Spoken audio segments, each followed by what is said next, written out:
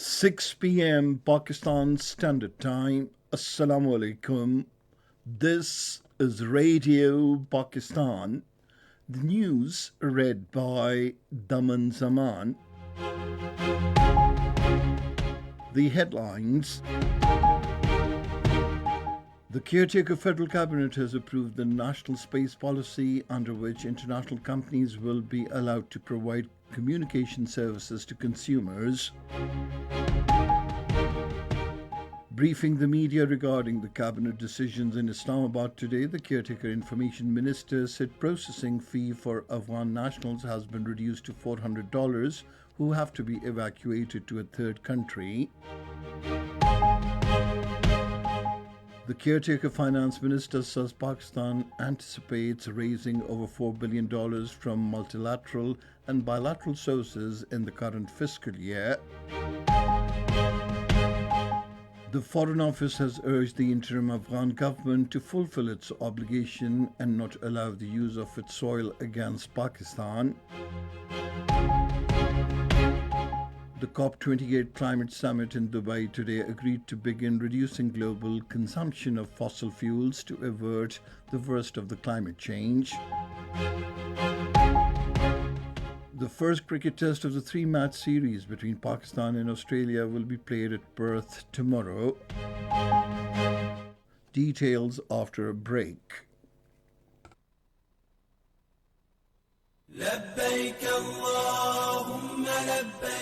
आज़मीन हज के लिए खुशखबरी। रेगुलर और स्पॉन्सरशिप स्कीम में दरख्वास्तें जमा करवाने की तारीख में 22 दिसंबर तक तौसी। समुंदर पार पाकिस्तानी अपने या अपने प्यारों के लिए स्पॉन्सरशिप स्कीम के जरिए डॉलर्स में अदायगी करें और पहले आइए पहले पाइए की बुनियाद पर हज के मुकद्दस सफर पर रवाना हो। हज बदल या पिछले 5 साल में हज करने वाले आज़मीन भी दरख्वास्त देने के अहल हैं। मजीद मालूमात के लिए करीबी बैंक या वजारत की वेबसाइट विजिट करें। हुकूमत Pakistan. Welcome back, and now the news in detail. The caretaker federal cabinet has approved Pakistan's first ever national space policy, under which the international companies will be allowed to provide communication services to consumers. This was stated by the caretaker Minister for Information and Broadcasting Murtaza Solangi while briefing the media in Islamabad this afternoon about the decisions taken by the federal cabinet at its meeting in Islamabad today, with the Prime Minister Anwarul Haq Kakar in the chair. Murtaza Solangi said the international companies would provide their services through low-orbit communication satellites. He said this policy will not only attract foreign investment, but also save foreign exchange being spent on the cost of these services. The minister said the policy will also help establish space regulatory regime in Pakistan as per the international standards. He said funds have also been arranged for research and development in Suparco. Regarding prices of drugs, Murtaza Solangi briefed the federal cabinet postponed the Economic Coordination Committee's decision of increasing medicines rates. He said the cabinet directed to review the entire mechanism for price fixation and regulations so that a comprehensive and durable solution to this issue can be found.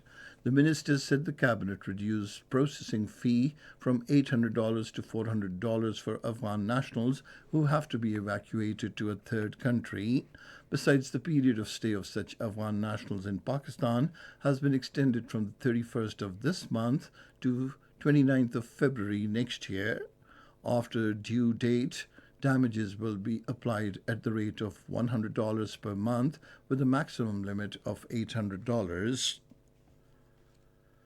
Commenting on illegal verdict of the Indian Supreme Court about Kashmir, Murtaza Solangi said the cabinet rejected the decision, terming it as unlawful. He said Jammu and Kashmir is an international dispute pending on the United Nations Security Council's agenda for the last 7 decades. The caretaker Minister for Maritime Affairs, Communications and Railways, Shahid Ashraf Tarar, called on the caretaker Prime Minister Anwarul Haq Kakar in Islamabad today and discussed different matters. The President Dr. Arif Alvi has stressed for effective regulations and improved infrastructure to explore the untapped tourism sector in the country. Addressing the concluding ceremony of the third Sustainable Mountain Sports Tourism Conference in Islamabad today. He said provision of facilities is the top factor in the development of domestic and sports tourism. The caretaker Federal Minister for Finance, Dr. Shamshad Akhtar, says Pakistan anticipates raising nearly $4.5 billion from multilateral and bilateral sources in the current fiscal year. In an interview with the official flagship journal of ICMA International, the minister said for the second quarter, the government expects to receive over $1.6 billion from these sources. She said negotiations for some program loans have been completed and disbursements are expected soon. She said Pakistan is currently meeting its debt obligations in a timely manner and intends to continue doing so in future as well.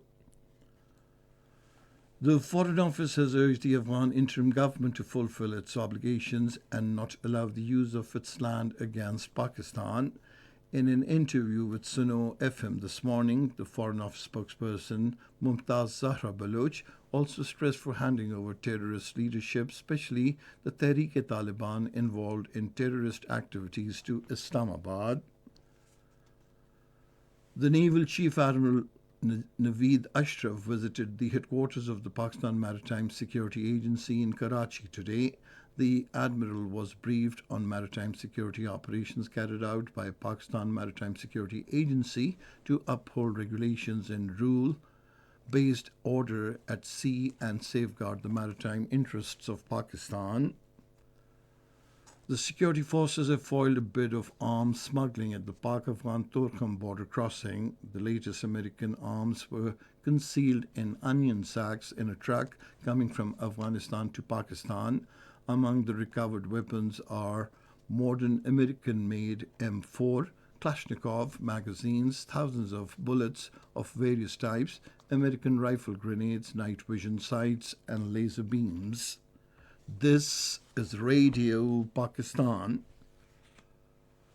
The Supreme Court of Pakistan has suspended its order of October 23rd unanimous ruling nullifying civilian trials in military courts in connection with the May 9th riots.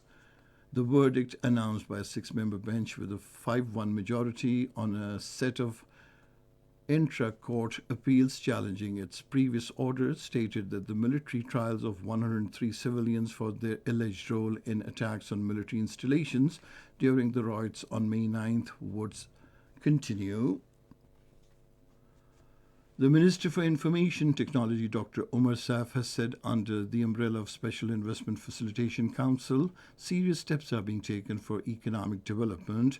Addressing an IT seminar, he said Defence Housing Authority will establish special technology zones in north and south districts of Karachi in 2 years. He said revolutionary measures in the IT sector can stabilize the country's economy. The Minister for Privatization, Fawad Hussain Fawad, has said $800 million payment dispute with Etisalat, a UAE company, will soon be resolved. In an interview with Voice of America, he said all efforts are being made to privatize Pakistan International Airlines. In the Indian illegally occupied Jammu and Kashmir, the All Parties Hurriyat Conference has denounced India's dreaded investigation agencies for carrying out house raids and harassing and humiliating people in sub-zero temperatures. In a statement in Srinagar, APHC spokesman urged the international community to settle the Kashmir dispute as per the United Nations Security Council resolutions to bring an end to the miseries of the Kashmiri people.